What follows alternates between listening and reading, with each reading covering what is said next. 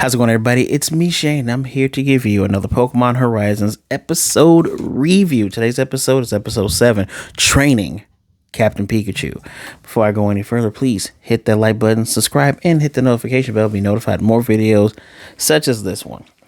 So today's main episode is, today's main issue of the episode is learning how to battle better, which I always think is funny because Nido Thing, she always puts up a video of what they happen to be learning about. And the reason why that is because she's secret member Dot, who is Murdoch's niece. Which, the trope of the shut-in person who kind of has who's not interacting with everybody, I've seen it a bunch of times, but it is quite interesting that she is a PokeTuber making the videos, and she has a mental switch in her head that just makes her switch on to her online personality, which pretty sure that's something that a lot of us do, right? We do get, was it 3 battles in this? Liko and Roy twice, and Liko and Roy versus Captain Pikachu with Sprigatito and Fuecoco, of course. Initially, those two did not know what the heck they were doing. They were constantly tiring. Like, they would shout out move names with their eyes closed, just saying Ember, Ember, Ember, Leaf Age, Leaf Age, Leaf Age. And the moves would collide and they would miss. And actually, initially, they were missing Captain Pikachu when they battled Captain Pikachu. But that was a DNF battle, by the way. And by training with Captain Pikachu, who did nothing but use Double Team, also known as Kakabushin, which, why does that move suck in the games? And it's so much better in the freaking anime. I wish it did something else in that. Like, I get that it does evasion up, but I wish it gave you like an option of being like, oh, there's a substitute there. Do you want to hit that one, or do you want to hit the one you think is the real one? I wish it did something like that. Gave it like a 50-50 chance. But I digress. They don't finish the battle with Captain Pikachu, even though they learn how to follow where it's zigging and zagging, because their Pokemon get worn out again, which Fuecoco just falls out asleep, and Sprig curls up in the cat ball, right? And eventually they do battle each other again at Freed's behest, which shows that they've learned. They understand that you gotta wait and watch what your opponent's doing, and I just do random moves, or should I say just randomly, constantly attack, which is funny because both their Pokemon know more than one attack. Fuecoco knows Tackle, Sprigatito knows Scratch, and just learned Quick Attack, which helped Liko beat Roy, which I ain't gonna lie to y'all, I'm gonna be annoyed if it's just constantly Liko beating on Roy, because it seems like this is the Liko show. Like, we hear what's in her thoughts. It started with her. Hopefully Roy can, get some licks in. And I mentioned Dot. So what's the whole purpose of them training? Well, they trained in the very beginning because Roy very weirdly goes, let's do that thing that trainers do. And she's like, battle, right?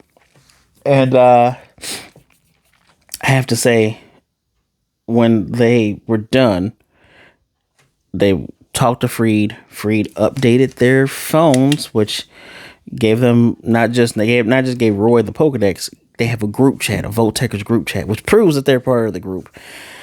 And when they tried to meet Dot, because Roy wants to know more about where Rayquaza went, and apparently she's the information gatherer. Well, hey, they knock on her door, which they heard some Nido Thing music come through. So, hey, at most they could have been like, oh, she's a fan like us, or yeah, they're not gonna instantly guess that she is the what's the word I'm looking for? She is the PokeTuber person like we would, because we're on the outside looking in.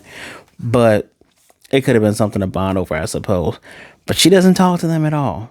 Classic shut-in neat character, which, again, if it comes out like her parents passed away in like some accident that it just made her shut in, or she got bullied in Kalos Poke School, which made her become a shut-in, I don't go so far into that trope, please. Which, remember, Murdoch's partner is Rockruff, So if I remember correctly, Rockruff was in no Rockruff's from Alola. Ooh, so I could be wrong, but who knows? But the fact that she only communicates via Quaxley, sending notes, which she draws pictures, which the first picture she drew was Roy and Fuecoco being kind of knocked out, which is kind of a spoiler given that Liko won. She could have just drawn like all four of them all knocked out, showing they don't know how to battle, which prompt them to ask Freed to show them how to battle. Which another thing, Freed tells them, "Don't call me Freed-san," which in Japan means they're becoming more familiar, not as formal, which is a good thing. A good thing for them.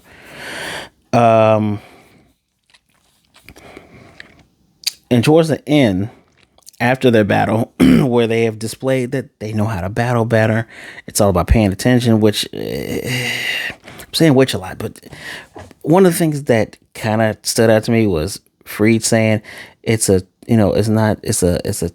two-way thing. You got to be in sync with your opponent, and I'm hoping he means, just gotta, I don't want to say follow, but you don't need to be in sync with your opponent. You need to be in sync with your Pokemon. You need to pay attention to what your opponent's doing. Maybe that's what he meant, but maybe it's a bad translation. Who knows? But after this battle, Roy gets a message on the group chat from Dot to come back. They come back. She's drawn again via Quaxley the Black Rayquaza at an island, which they identified as Paldea. I would have never guessed it was Paldea. I'd have been like, that just looks like a regular island. Why the hell aren't you just writing something? Write words. And there you go. They've learned how to battle. We're seeing these kids slowly become better and better trainers, which, what kind of trainers are they going to be?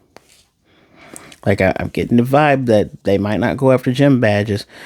Apparently, there's some rumor that Ash and Nimona might be showing up.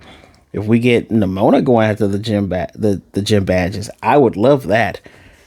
It doesn't really make any sense that these two would just randomly shout out moves, as opposed to, Ash knew to pay attention in the battle, even in his very first battles. With Pidgeot and Caterpie, he didn't just say Gus, Gus, Gus, string shot. Although that hardened battle was pretty funny, but still, I guess it kind of is supposed to show how much of a adept battle master Ash is or was, and how these two are just slowly starting out. So I can appreciate that. I can deeply appreciate that.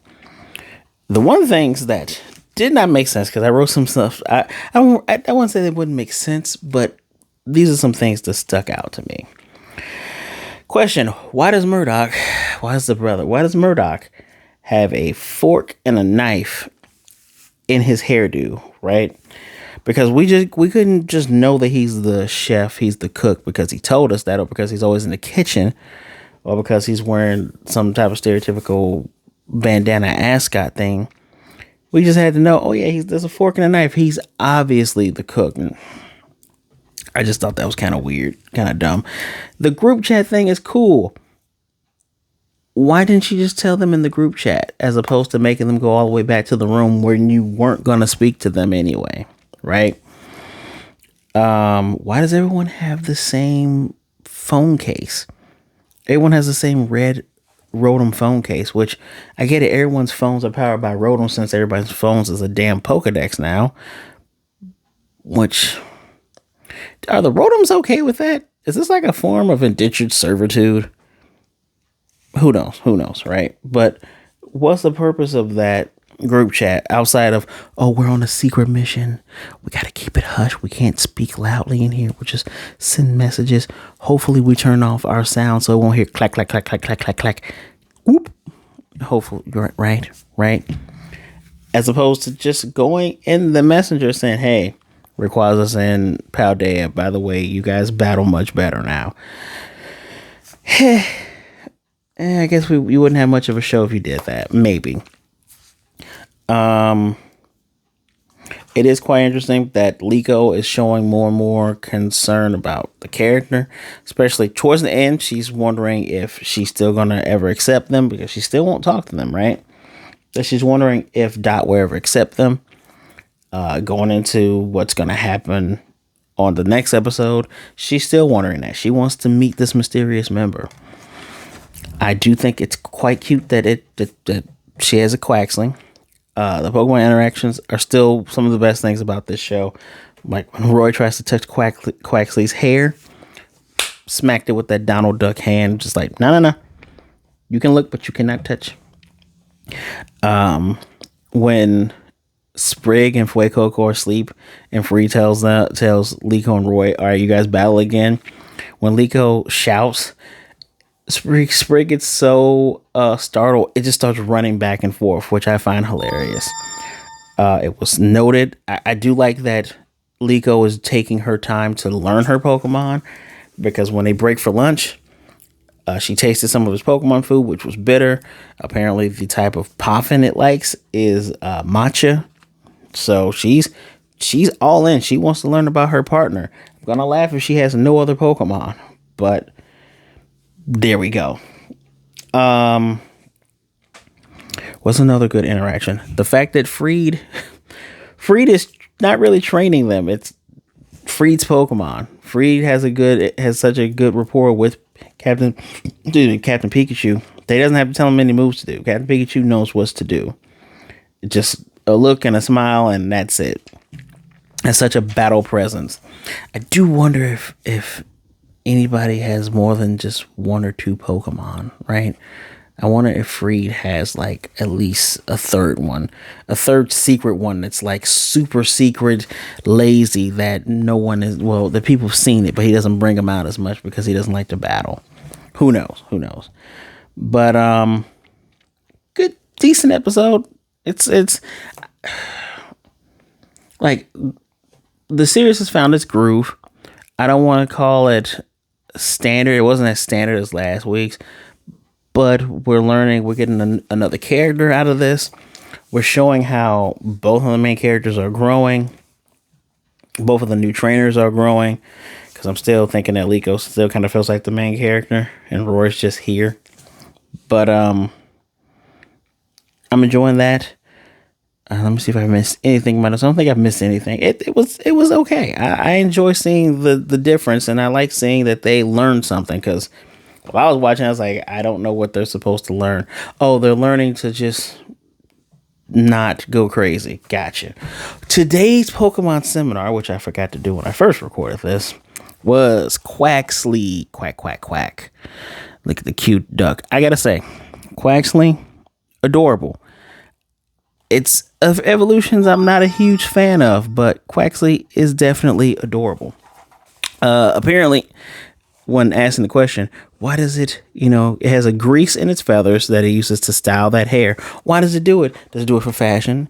Does it do it so it can repel water? Does it do it to keep itself clean?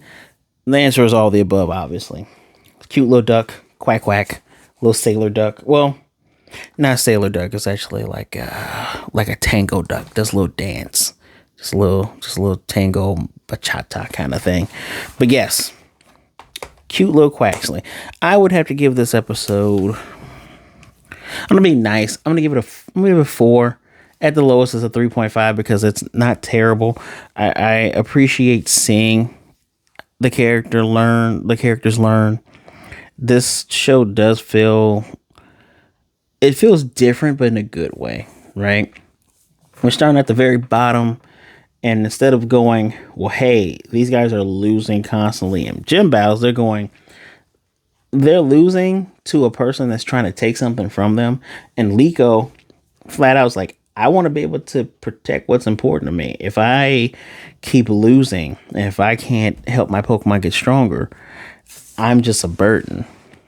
Which, good job. Smart character. She's been smart since episode 1 with not trusting the explorers. So let's see more where this goes. I'm very interested. 4 out of 5 from me. Please let me know what you think in the comment section down below. hit that like button, subscribe, and hit the notification bell to be notified of more videos like this. We are on the road to 1,000, and I know we'll get there somehow one day. Thank you once again for taking some time out to listen to me talk about Pokemon Horizons. Please be good, be blessed, wash those hands, stay safe out there. Be good to yourself, be good to others. Either way it goes, please don't be a jerk. Realize that you are not alone in this world. There's someone out there that cares about you and would rather talk to you today than to miss you and mourn you tomorrow. So please reach out to someone. My social medias are in the description down below. Feel free to give me a follow. So guys, with that, I am Shane, and I will definitely catch you next time.